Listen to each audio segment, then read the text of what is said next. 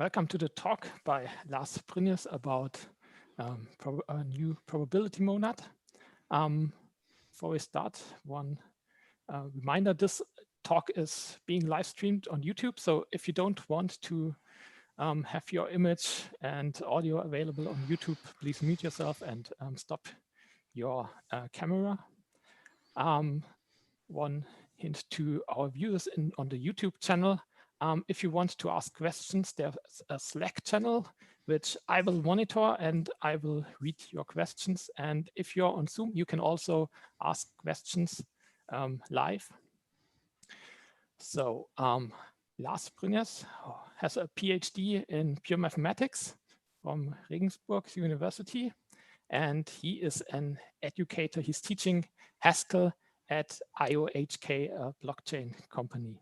And his talk is going to be about a new monad, a probability monad that he discovered or invented, I guess, depending on your stance on invention and discovery in mathematics. So let's hear from Lars about this new monad. Thank you very much, Tim. So yeah, I'm not sure whether I really invented it or just reinvented it. But anyway, I think it's quite interesting whether somebody else has thought about it before or not. So right, so let's start with the motivation. So probability monads are nothing new, and they are a great tool to model uncertainty. And actually, in my talk, I intend to basically go to this more advanced monad in 3 steps, and the first step will just be a review of the traditional probability monad. So if you haven't heard about it before, that's fine. So I will spend some time explaining that again.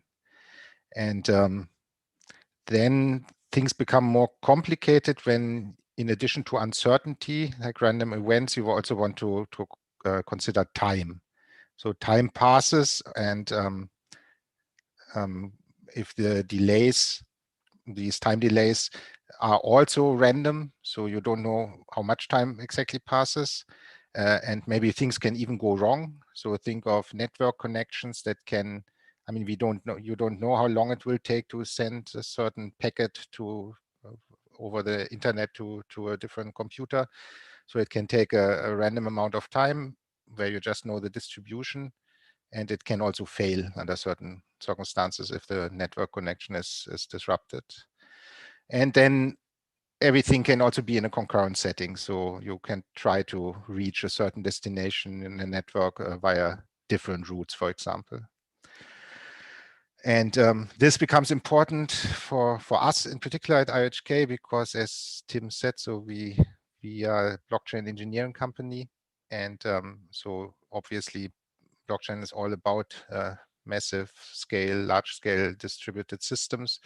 So it's important for us to somehow get an understanding of how long it will take to, for example, for a block to propagate through this peer-to-peer network.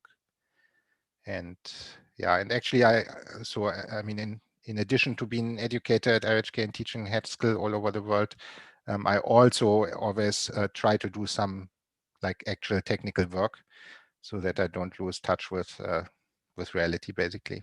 So I was involved in a bit on the periphery in studying these, how long it will take to flood the network with a new block and questions like that. So that was the original motivation. Okay, and basically the running example, or that I want to solve in the end, is considering networks like this. So some networks of nodes, in this case, just a simple one with 4 nodes, and the edges indicate connections between the network. And we can assume that each connection will take some random time. So sending a signal over one of these edges will take some random time, between 1 and 2 seconds, uniformly distributed, and it can also fail with a probability of 10%. And if you start at node 1 and basically use this whisper protocol, that once a node has gotten the signal, it sends it via these directed edges to all its neighbors, and then as soon as a neighbor gets the signal, it passes it on. And then it's a natural question to ask, if we start at node 1, how long will it take? I mean, what's the distribution of time it will take until node 4 knows about it. And of course, it can also fail because signals, each single hop can fail. So in principle, the whole thing can also fail. And also note the concurrency, because there are, in this example, 2 possible routes from 1 to 4. So you can go the upper way via 2, or you could go lower way via 3. And this example is still relatively straightforward, and it becomes much more complicated if you add an additional edge between 2 and 3. And I'll try to explain later why that is more complicated still. I mean, obviously, it's more complicated because there are more edges, but it also adds a different quality still to the problem. So, of course, the question is, how much time do we save? I mean, obviously, it must become better because we now have an additional route that we can use. So the time from 1 to 4 can't get worse, and the probability of success can't be lower. But of course, it would be interesting to know how much we win if we add this additional edge, which also has practical consequences, of course, because normally these edges are associated with some sort of resource. I mean, it could be a physical cable or at least some socket that we have to use.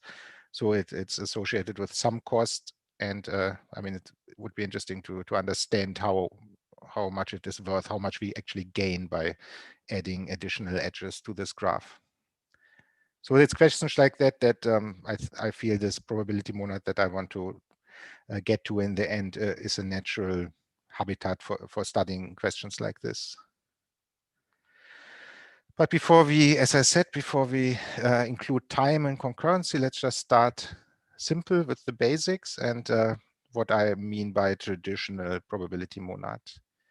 And when you do things like that, there are always at least 2 options. You can take the initial view, which basically boils down to using free monads, or you can use the final view, which means you introduce a type class. And in this talk, I will do the second approach because maybe not everybody is so familiar with free monads. But in principle, you could do it both ways.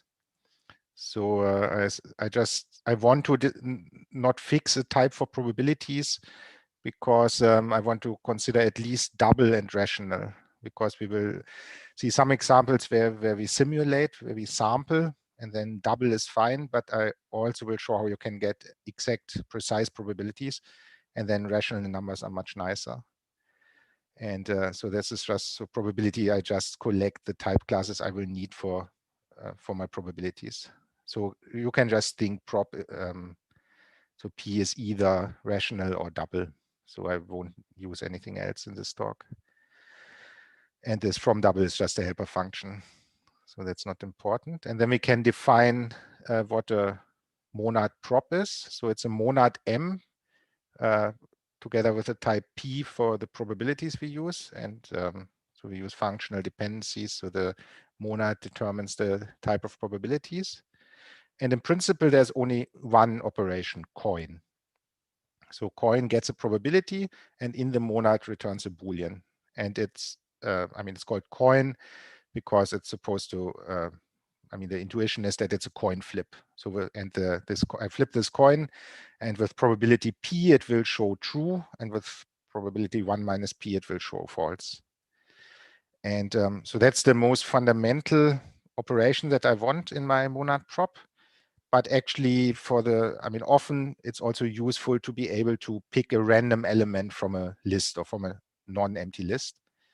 And for performance reasons, it might be better to actually also implement that as a primitive.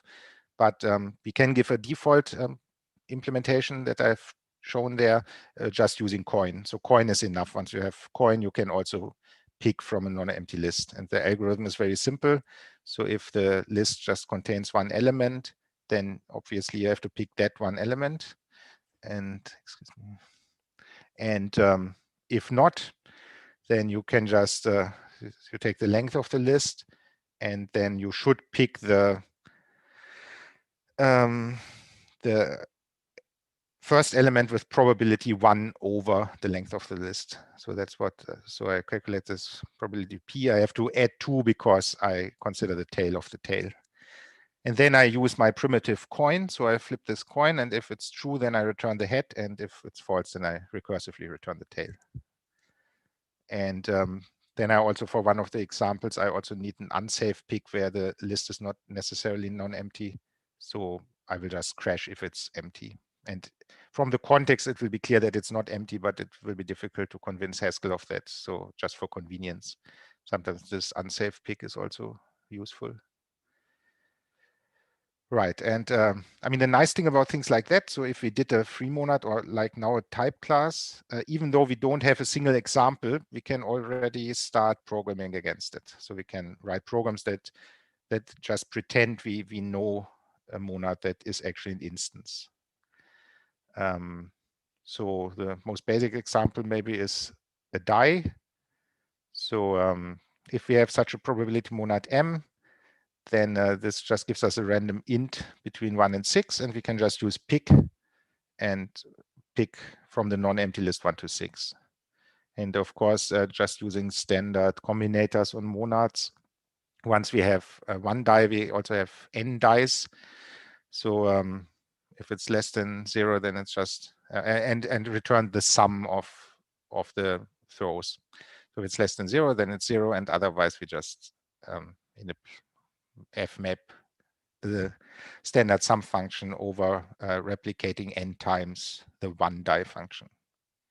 So it's easy to, even in absence of any concrete implementation, to write simple programs like that. And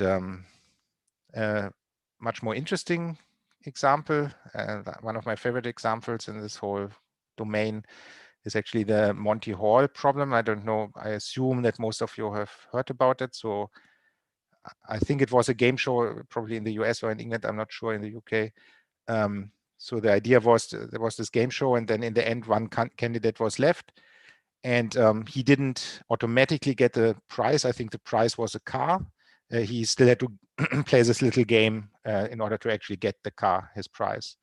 And the game is as follows. You have 3 doors, and behind one of the 3 doors is the car, the prize, and behind the other 2 doors, there are 2 goats. So 3 doors, 2 goats, 1 car. And then the game goes as follows. So the candidate can pick one of the 3 doors, and then the host of the show will open another door that has a goat behind it. So for example, candidate picks door 1, then the host will open 2 or 3, one with a goat behind it. So now the candidate has picked one, the host has opened one that shows a goat, and now the candidate has the chance to, if he wants, to change his opinion. So he can now pick the 3rd door, or he can stick with his original pick. And then, so he can change his guess, to change the other door or not. And then once he has made that decision, the host opens the door he finally picked, and then it's a goat or a car. And the problem basically is, what should the candidate do? Should he stick with his original choice, or should he switch, or doesn't it make a difference what he does? And that actually is, I mean, it's in principle a very simple problem, but for whatever reason, there were huge flame wars about that, and even people that should have known better, like I think even professors of mathematics were vehemently arguing the one or the other, and so there's lots of dispute about that. And we can now, with this, make once we have such a probability monad, we can actually write it down and decide it once and for all. So no opinion involved. We can just calculate the answer. And so that's a little bit more involved example, but it's quite straightforward. So we just so we have these prices, just goat or car. Strategy is stay or change. And then we start. So first we just number the doors from 0 to 2. And then we randomly pick one of the 3 doors where the car will be. And then we assign the, so the prices is now a list of prices, which indicates where the car is. So we go just through the doors 0, 1, 2. And if it's our pick door that we picked in the second step, then it's a car, otherwise it's a goat. Then the candidate can pick one of the 3 doors randomly. Then we can check. So the host must open a door that the candidate has not picked, and it must be one that contains a goat. So that's the condition in the next line. So he must pick a door that's neither the one that the candidate guessed, and it must have a goat behind it. And this is where I need this unsafe filter, because it's obvious, of course, that there is such a door, because there are 3 doors and 2 goats. So no matter what the candidate picked, whether they picked the car or the goat, at least one goat must be left behind one of the other doors.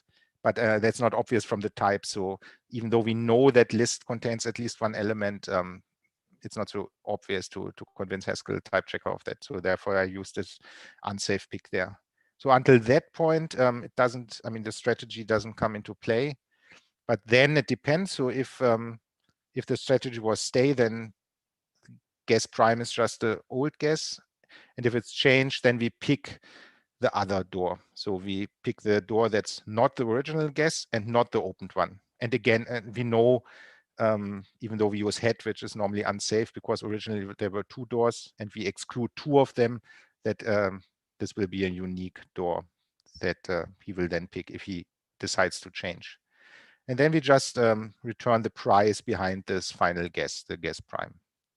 So that's in the language, in the DSL of our monad prop, we can nicely express this problem.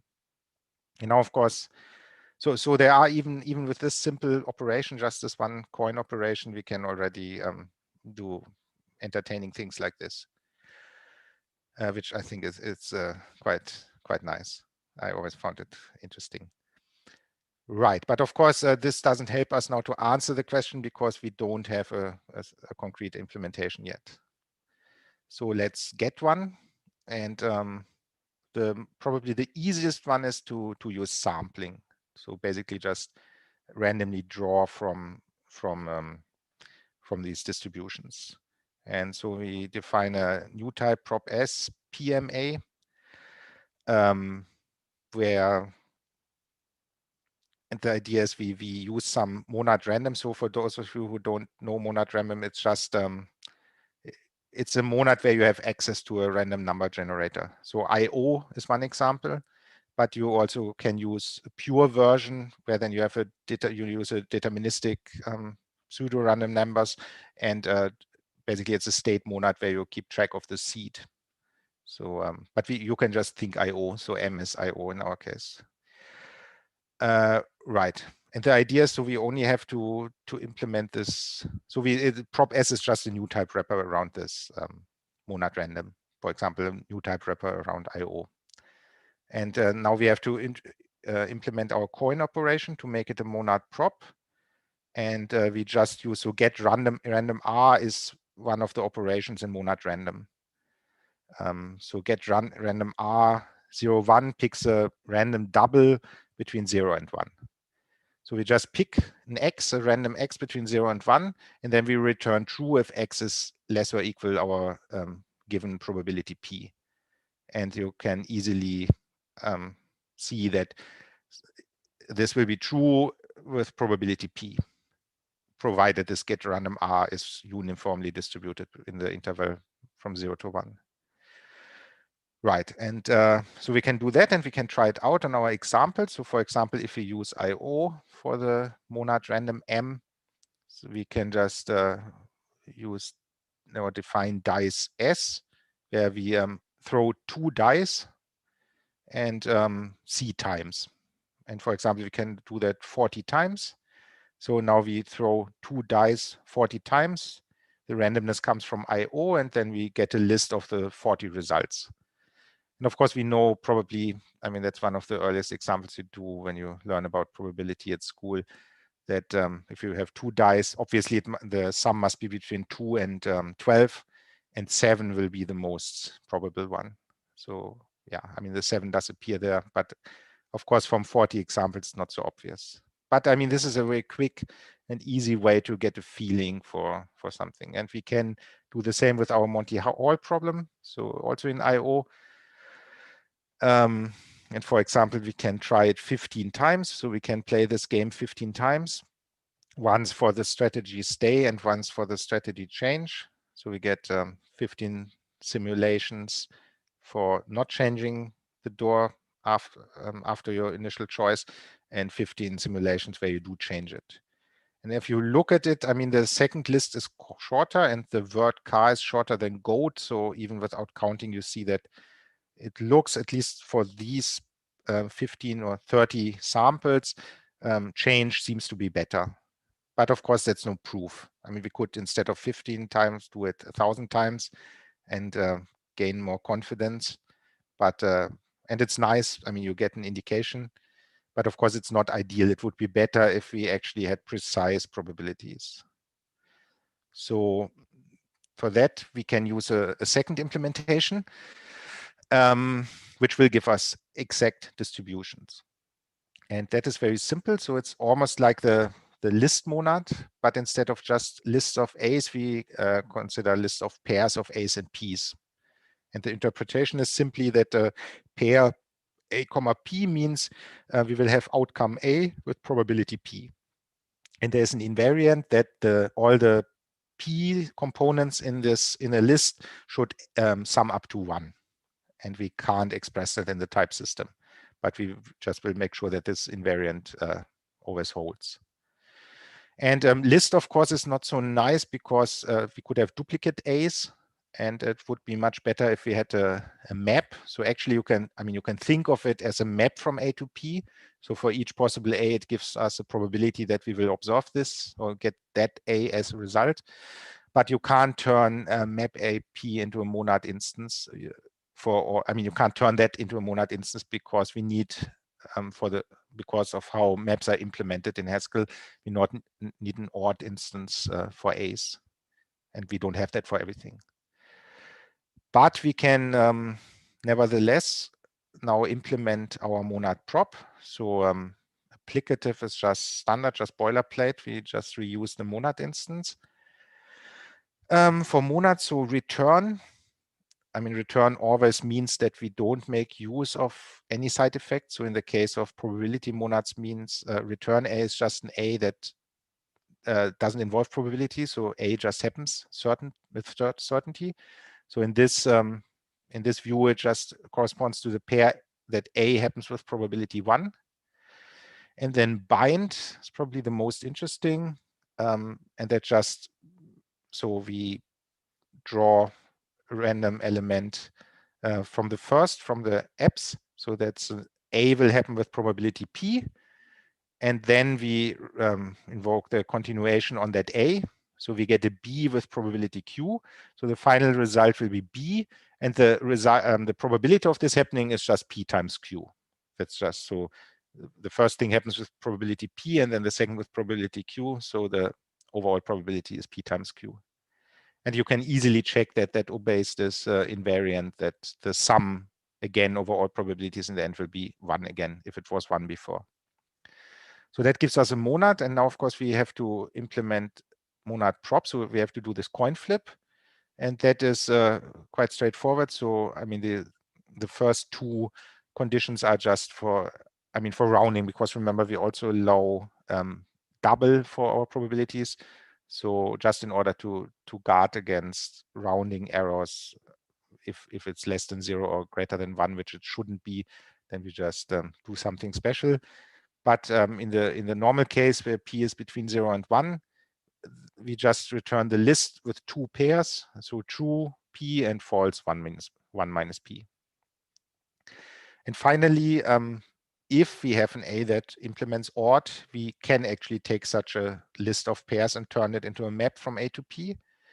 And so we just fold over the whole list of pairs and then start with the empty map and simply insert where if an A is already in the map, we add the probabilities. So if you have an A with probability 20% and then the same A again with probability 10%, then we can combine them and say A appears with probability 30%. That's just to, then it's easier to see the result if we remove duplicates like that. Okay, and then we can run our very same programs and now in this second monad. So instead of sampling in IO or in some other monad random, we can just now use this one. And if we do it for the dice, so for dice 2, then we get and use rationals this time instead of double, then we get the exact probability distribution for the sum of two dice. And we see that, for example, to get a 2 or 12 only has probability 1/36, whereas getting a 7 has probability 1/6. And now we can settle this Monty Hall discussion once and for all, and just use this probability monad and get precise exact results with rational probabilities. So we see that if we use the naive strategy, if we just stay and don't change our opinion, don't use this extra information that the opening of the door gives us, we will only win with the car with probability 1/3, whereas if we change, we double our chances of winning the car and have probability 2/3, 2/3. So hopefully that settles that once and for all, that discussion. Right, so that's classical probability monads. And there are countless variations you can do. I mean, you can use a continuation-based approach, you can use free monads or the operational package and all sorts of things. But, right.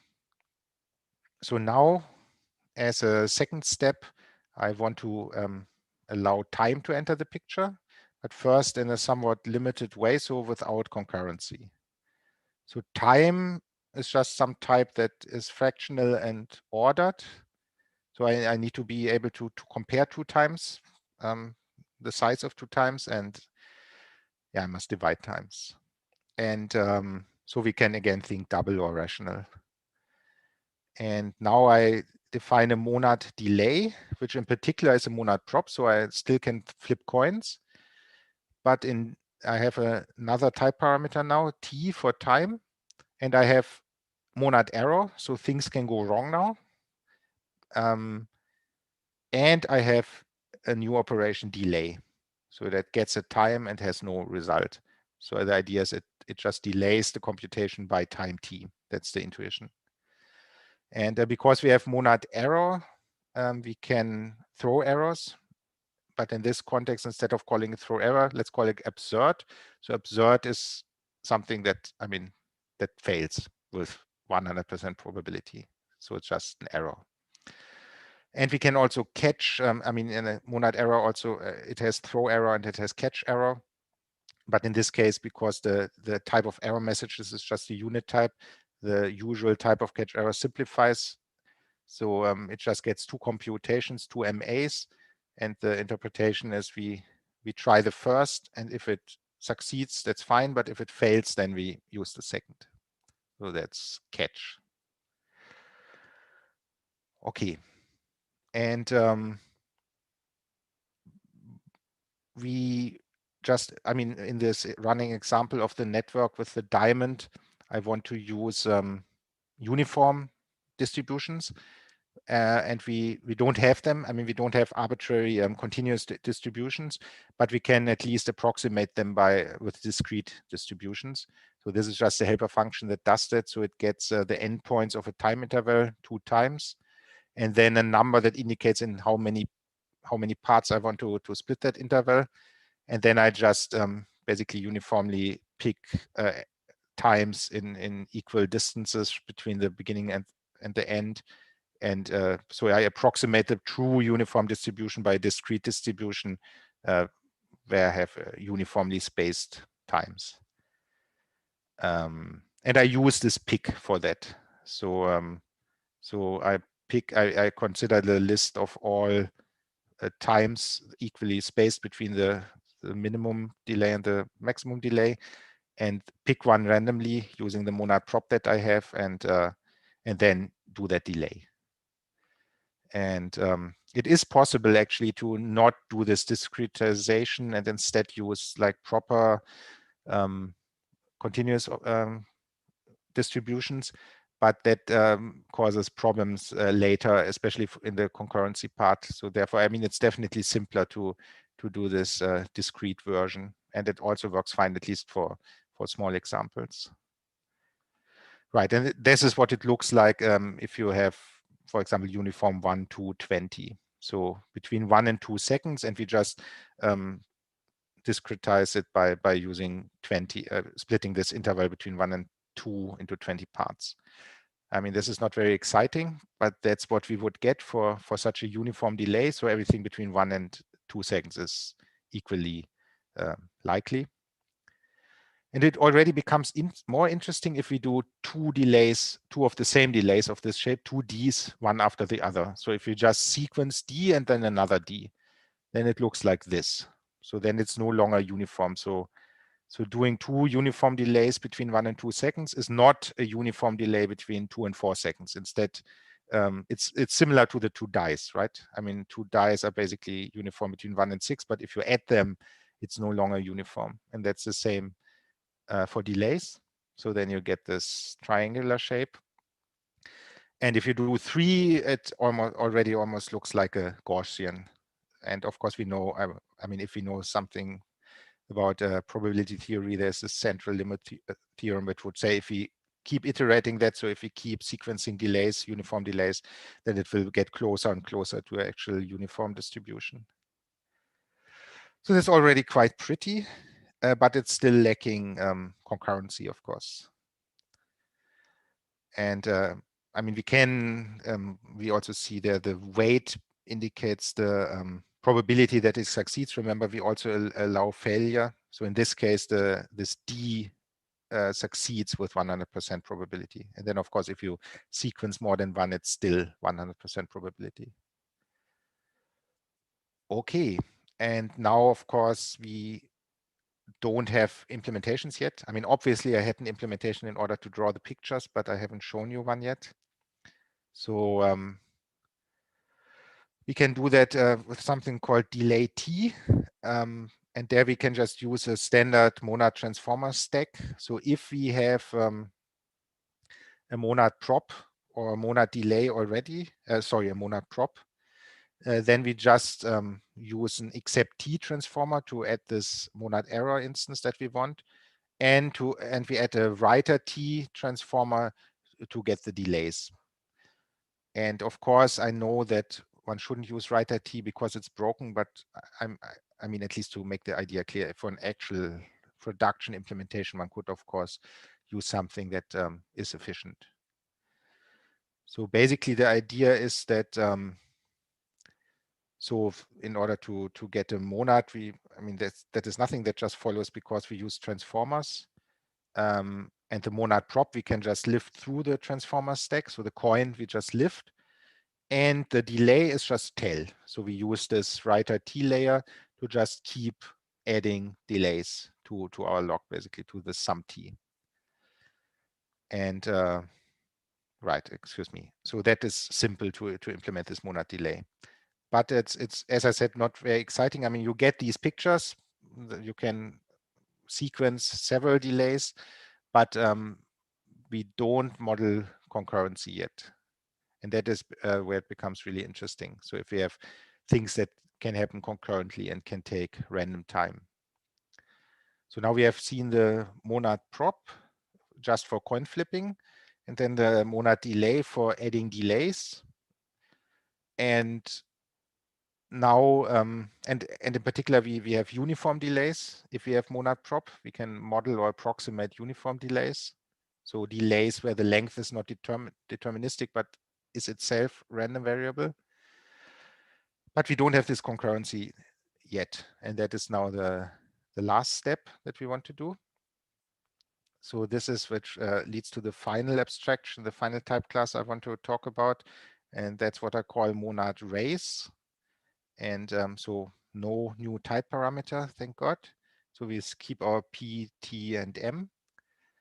And it's a monad delay. So we have this delay operation, but we have one additional operation now that I call race.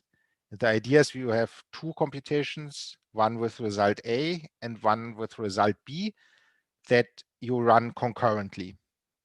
And what can happen? I mean, one of the two will finish first or can finish first, but we don't know which one, and that is random. So the result is again M. And now the either indicates the two possibilities that the A, we have the A first or the B. So if we have the A first, we get this result of the first computation, the A, but the second computation is still going on. So this MB, the second component of this left of the either, represents the second computation that we started at the beginning, but now what's left of it. So after we got the A out. So there's still a rest until the second computation will also be finished. Or the B, the second computation could be finished first, in which case we get this result of the second computation, the B, and an MA, which is the rest of the first computation, the original MA, but now after we already have received the B. So we raise the two computations against each other. We can observe which one is finished first. And we also have the option to allow the other one to continue running. So that's this raise abstraction. And that is very powerful. So with that, we can, in particular, also use our diamond, solve our diamond, model it, and then solve it once we have an implementation of a monad race. And first of all, we can do simpler abstractions, so simpler concurrent combinators that can be expressed in terms of this race. So for example, what you could do is you have a list of computations that can take time or can fail, MAs. So you have a list of MAs, and you are just interested in the first result. So you don't, so as soon as you get, so you run them concurrently, you run the computations in this list concurrently, and you are just interested in the first result. You don't care which of them you get back. They are all A's, so you just want the first one. And this is now easy to implement it in terms of our race abstraction. So if it's the empty list, then obviously we can't possibly get a result. So that's absurd. Remember, that just throws an error, so it fails. And if it's a non-empty list, then we can use raise.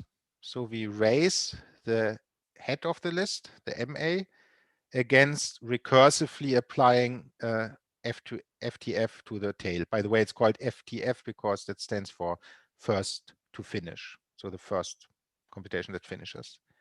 So in the non-empty case, we raise the head against concurrently applying FTF to the tail.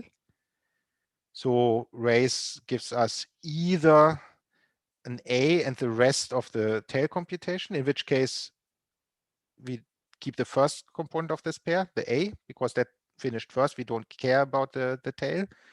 Or it could be that this FTF of the tail finishes first, in which case we keep that result and ignore the computation that did the head. So that's how, in terms of race, we can express this FTF. And there's like a dual combinator, last to finish, which we can also implement using race. Sorry to interrupt, but there's a question on the Slack channel. Yeah. What happens if one of the computations fails? Does the whole result of FTF also fail? No, it doesn't. It only fails if all of them fail. Only if all of them fail. Exactly. So we just want, so if they fail, then of course they will never finish. But if the other one, or if one of the other ones succeeds, then that's fine. Then we take that. There's a follow-up question, which is still being written. Or maybe you can also ask it in the Zoom.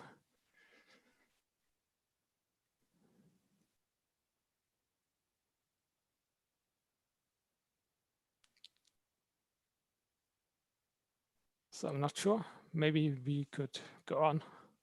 Yes, maybe I can do the last to finish, and then if by that time the question is there, then you can please. No. Okay. The question's there. How does race deal with failure?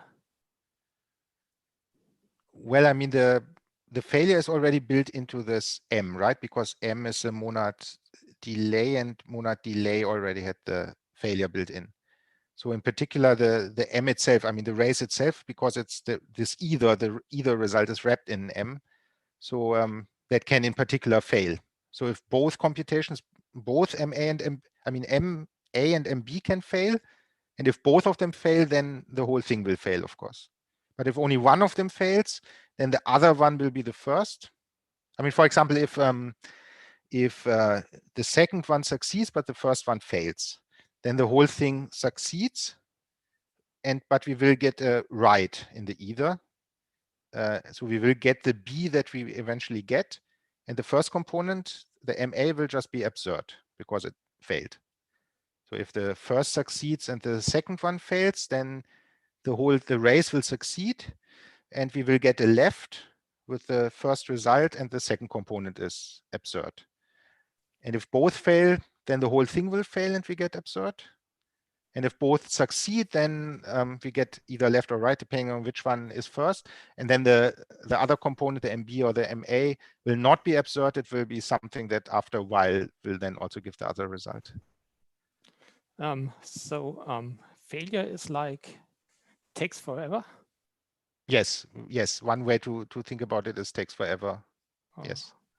So one could basically instead, one could avoid this failure if one just doesn't consider distributions over the, like just 0 to, a finite number. If you also allow infinite delays, then you could also model it like that. Yes. Okay. Okay. Another one? The person who wrote the question says that he got it. Okay, cool. Right. Right, that's first to finish, and then we also have last to finish. So there we again have a list of computations that can take time and that can fail, and we want to wait until all of them are finished and then collect the list of all the results. And so in that case, if we have an empty list, it doesn't fail, it just returns the empty list. And if we have a head and a tail, then we again use raise. So we raise the head against, again, recursively the tail, last to finish the tail. Okay, and then if the head finishes first, so then we get the left A comma M. So A is the result of the head and M is the rest of the computation to compute the result of the tail. Then we just run this, wait for the rest, for the tail to also finish. And then after we have the result, we const the A to it that we already have to be at the head to it. And if it's the other way around, so if the head is still computing and we have the XS's already, the results of the tail, then we just continue with the computation for the head. And once we have the A result, we const it in front of the XS we already got after the race finished and return that. And again, of course, this can fail, and this can fail with much higher probability, of course, because this will fail if a single one of the elements in the list fails, then the whole thing fails. Whereas the first to finish only fails if all of them fail. But anyway, the point is that we have these combinators. So the race is more powerful than, or at least, yeah. So we can express first to finish and last to finish in terms of race. And it would have also been possible to not introduce race and instead do first to finish and last to finish as primitives. And a lot of examples you can already do just with those, but they are strictly less powerful than race. So if you recall this original example, the diamond with or without the thing in the middle, without the thing in the middle, you can easily express it just using first to finish. But as soon as you introduce this additional edge, you can't. So then you really need the full power of race. That's why I earlier said that it's more complicated with race. So we can actually write those programs down now. So if we, as a helper function, just one edge, earlier in the description, I said it should take uniformly between 1 and 2 seconds, and it should fail with probability 10%. So this D is now the computation just for one of these hops. So we throw a coin, which succeeds with 90% probability. So if it succeeds, we do a uniform delay between 1 and 2. 20 is just arbitrary, just how precise we want the result. And so if the coin flip was false, so in the 10% of bad luck, we just fail with absurd. So this D is one of the edges, one of the 4 edges. And once we have this helper function, we can do this diamond now. I call it diamond 1.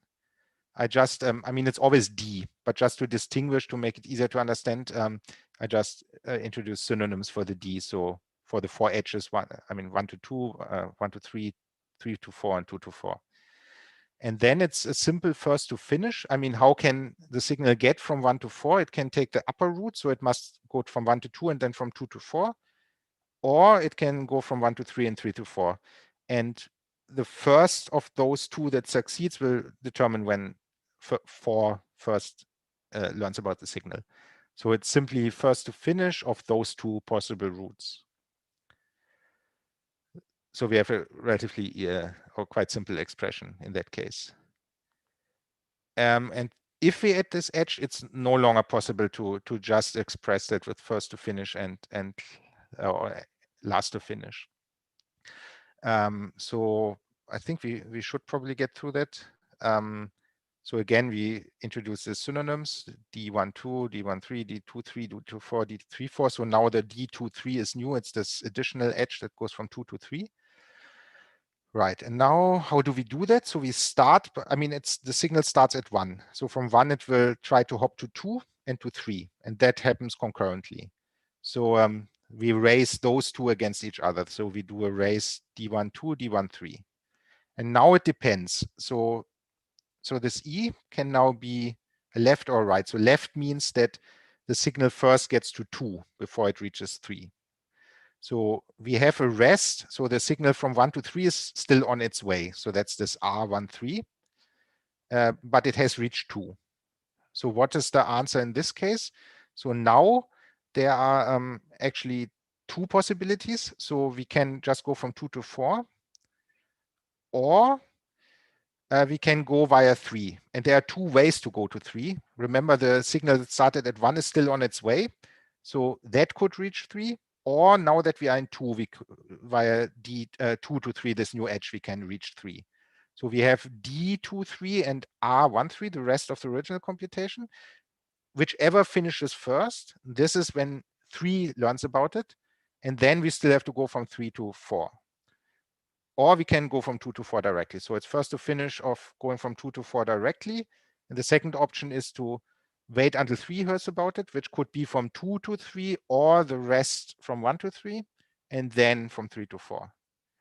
And the second case is simpler. So if the signal first reaches 3, and it's still on its way from 1 to 2, indicated by this R12, in that case, we can ignore this additional thing, because the additional edge would only get the signal to 3, but we already are there. So that doesn't help. We can ignore that.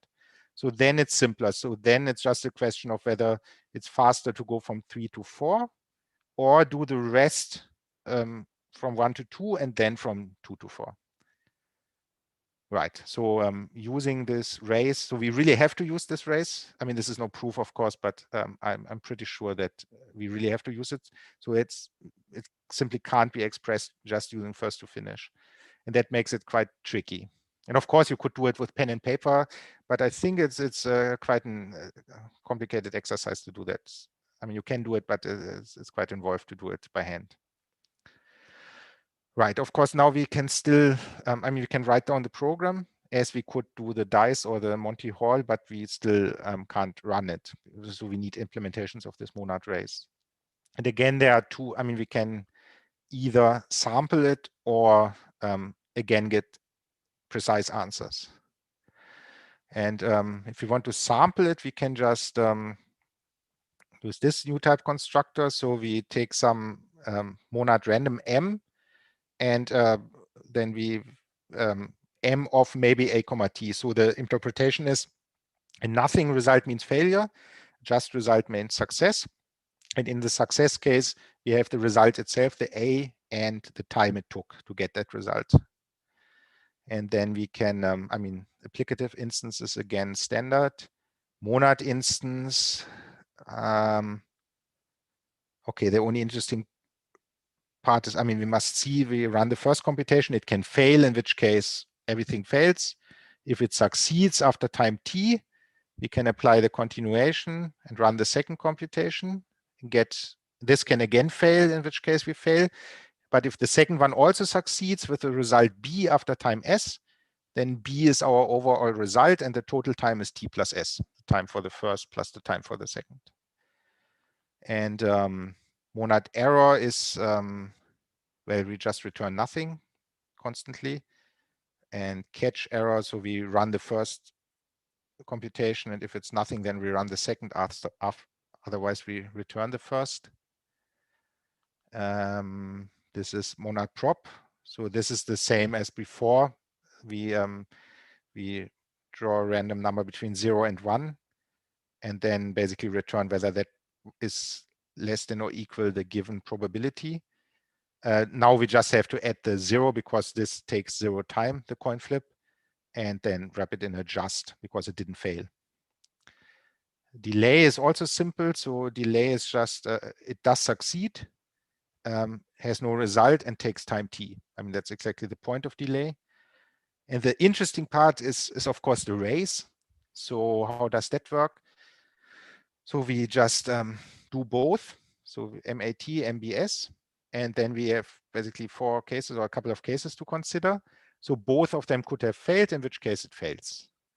Or only the first succeeds, in which case, well, that succeeded, and the remaining computation of the second is absurd. So the time it took is the time it took to get the first result, and the remaining computation of the second, I mean, it will fail. It has already failed, or we know it will fail. Question? There's a question on the Slack channel.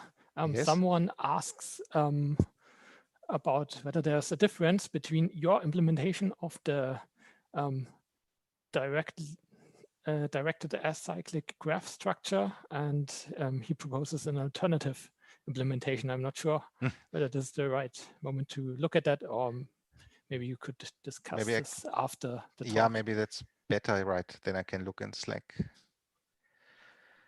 Right. So that was the second case. The third case is symmetrical. If the first succeeds and the second, sorry, if the first fails and the second succeeds. And then we have the interesting case, basically that both succeed.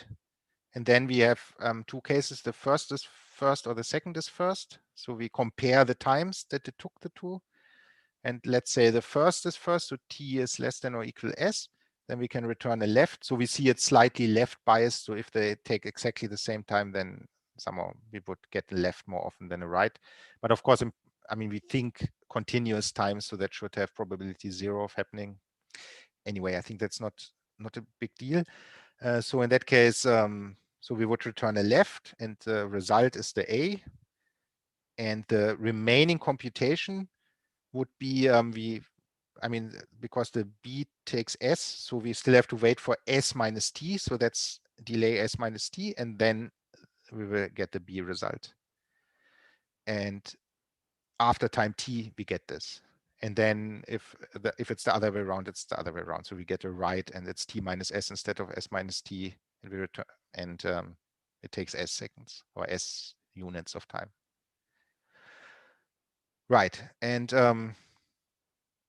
that is, I mean, it's relatively easy to implement. It's straightforward, and it's also efficient. So it's basically, I mean, yeah. And another advantage is we could also do more. I mean, we wouldn't need to discretize our uniform distribution. We could actually use like proper continuous distributions. But it would, of course, also be nice if we could do the same that we did for the dice and for the Monty Hall problem, that we get exact results. And for that, I did actually spend quite some time 2 years ago also to think whether you can do that with like proper uniform distributions and get exact results. And somehow it just made my brain melt. So maybe it's possible, probably it's possible, but it's definitely simpler to just stick with discrete distributions for the time being. And then it's certainly possible, and it's just basically an extension of this idea we had for the simple probability monads, where we had the pairs of A's and P's, and now we just use triples.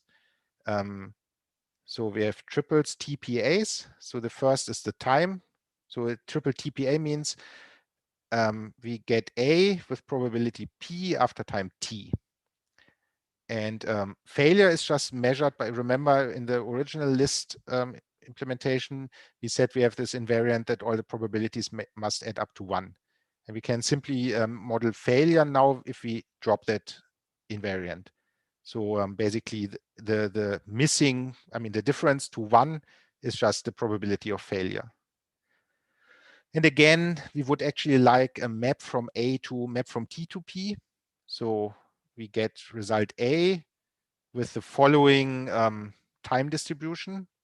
But again, same problem that we don't have an odd instance for A. But if we do have one, we can aggregate this list of triples into such a map, which I did when I drew these diagrams. So we will see later diagrams for the diamond, and then so there you can use that. Right, and that is relatively straightforward again. So monad instance, again, we just basically draw a triple from the first and then run the continuation, get the triple on the second, and then the law how triples combine. So times add, probabilities multiply. Yeah, and the multiplying of the probabilities we saw before. We also saw the adding of times before when we used the writer. So that's basically straightforward. Error is simple. So absurd is just represented by the empty list. Right, catch error. So if we have the empty list, we just use the handler and otherwise not. Coin is as before when we had the list of pairs. So we just have a list with 2 elements, P true and 1 minus P false. And the only difference is now that we have this third component, the time, but the coin flip doesn't take time, so that's 0. Then delay is also simple. So delay has no interesting result. So we get a unit result with probability 1, but it will take time t. And again, and this is basically the most complicated slide. So this is now for the race, but it's all relatively straightforward. It's just a couple of cases. So first is fx and the fy is basically the probability that the first computation fails or that the second computation fails. So we have this helper function weight, which just takes such a list of triples and extracts the middle one and sums them all up. So it's just a probability that it succeeds. So 1 minus weight is the probability of failure. So fx is the probability of failure of the first computation. Fy is the probability of failure of the second computation. And now we basically consider 3 cases. So ZA is the case that where the second computation can fail, but the first one succeeds. Then ZB is the other way around. So the first computation fails and the second succeeds. And ZAB is that both succeed. Right. And then it's so ZA, as I said, is if the second fails. So so we draw a triple from the first, a TA, a PA, and an A. And so the time will be TA. The probability will be PA times FY. So this PA times the probability that the second one fails, because we are in that case now. And because the second fails, we will get a left, we get the A. And because the second fails, the rest of the computation is absurd. And then the ZB is the other way around. So that's the case where the first one fails. And then the interesting one again is the ZAB, where both succeed. So we have 2 triples. And then we again must distinguish whether the TA is less than or greater than the TB. And if it's say less than, so then after time TA, we get the result. It will happen with probability PA times PB. It will be a left. The A we get back is the A. And the remaining computation is the triple given by the difference of the times, TB minus TA. Now probability 1 because we already put the PB in this product. So there it's 1. And then if we wait this additional time, we get the B out. And then symmetrically if TA is greater than TB. So we have these 3 cases, which gives us lists of triples each, ZA, ZB, ZAB, and we just concatenate those three lists together, and that's the result.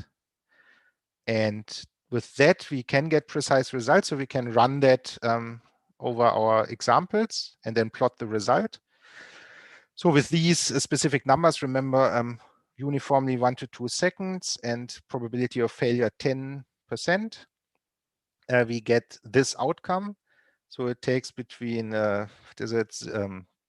and 4 seconds, which makes sense, of course. It can't be faster than 2 seconds because each hop takes at least 1 second. And it also can't take longer than 4 seconds because each hop longest takes 2 seconds. And it can fail, of course, because each hop can fail. So even though we have redundancy, we can go up or down. Of course, both could in principle fail. So it's not, the weight is not 100 or 100%, it's 0.96. So with 96.4% probability it will succeed, but there's a small probability of failure. And it will take on average, if it succeeds, it will take 2.8 seconds. Right, and now if we add this edge, this is now that, and then we do get slightly different results. So instead of 96.4% probability of success, it's now 97%, and the time is like 1/100th of a second faster. And the diagrams look very different, but that is just because this one now goes up to 6 seconds, because in principle it can now take 6 seconds if it takes the route via the middle. So the first half of the diagram is very similar to this one. I mean, the differences are tiny. And that also means that, I mean, if that was physical cables and somebody, I mean, you are asked the question, would it make sense to build this additional cable?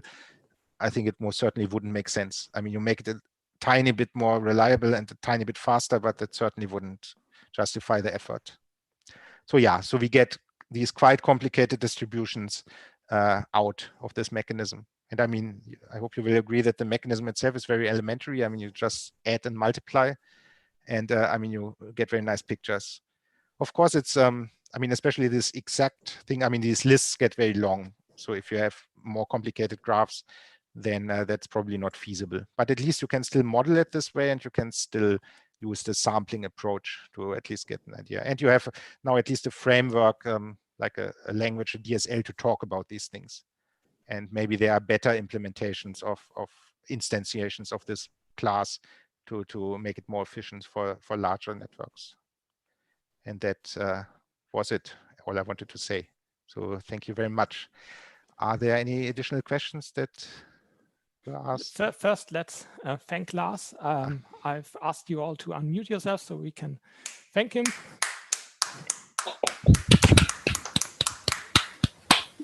Nice, thank you. Okay. So are there any questions? You can ask them either in the Slack channel or live on Zoom. I should probably. Yes, there's a question by Heinrich, also concerning the diamond-like diagram with the edge in between. Maybe you should look at the question in Slack channel if you have it open. Let's see. Would it be possible to express it in a different way, where the nodes are specified in terms of their dependencies and then executed? Let's see. I must just find the right window. Just a second.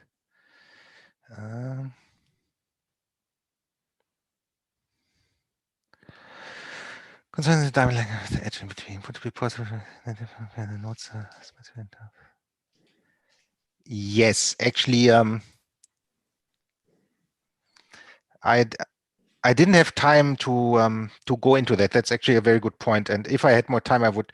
So what I actually did for work back in the days when I was working on that, I put something like a process monad on top of it, where you have agents that can, I mean, something like fork.io, where you can spawn new agents and they can send each other signals via channels. And then you can do that, and then you can run that. You don't have to do it in IO. You can also do it in a pure way. So I don't know whether you know this, basically poor man's concurrency by Kuhn-Classen, where you can, in a free monad, do something like fork.io as as a free monad. And there the idea is you always keep a list of all the active processes, and then you just take the first one, run it, and if it spawns another one, you just add another element, another process at the tail of the list, and you keep going until the list becomes empty. And very similar, you can also do that with if you add these delays and the probabilities. So then it becomes a bit more complicated, and the communication in particular between them. But you can do such a process monad, and you can simulate them. And so you basically keep track of which process is waiting for a signal, which one is waiting for a write, which is waiting for a read, and which is delaying, and how long is it delaying. And then you can do that, and then you get precise results. And then it's indeed true what Franz is saying, that then it's more natural to implement that. So then it's very straightforward. If you have these processes, you basically just spawn one process per node and have a communication channel for each edge. And then you just, the first node sends to its neighbors, and then each node just waits until it gets the signal and sends to its own neighbors. And then you get the same result, but it's much more natural to express. But it's quite involved to actually implement all of that. So I didn't have time now to do that. But yes, you can do that. I see. So it's so the array, because the raise is a bit, this raise function is a bit unwieldy in that it returns a pair, and then you have to specify when to wait for which part of the pair that you got returned. And whereas this, you're saying that if you had this, if you could just use some equivalent of fork IO, then it would be easier to write down, but it would be much harder to implement because you have to keep track of all the processes that you have forked in a way. Right. Yes. Yes. I see. And then normally you would just, if the delays were deterministic, you would just put all the delayed processes in a queue, sort that by delay. But now you, of course, you have to. I see. It's probabilistic now which one will be the shortest delay, and yeah. So I see. But you can do that, and I've done that, and that makes it nicer to write these programs. Okay, thanks a lot. You're welcome. Okay, any other questions I should answer now? No questions on the Slack. Okay.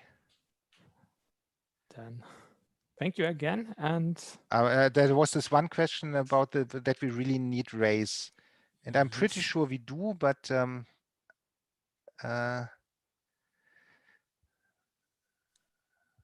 maybe I should get. I've thought about that often, and a lot of people have claimed that you can do it simpler, but I'm pretty convinced you can't. But I'll look at that again and then try to understand it. Okay, so we can. I think I might be able to answer.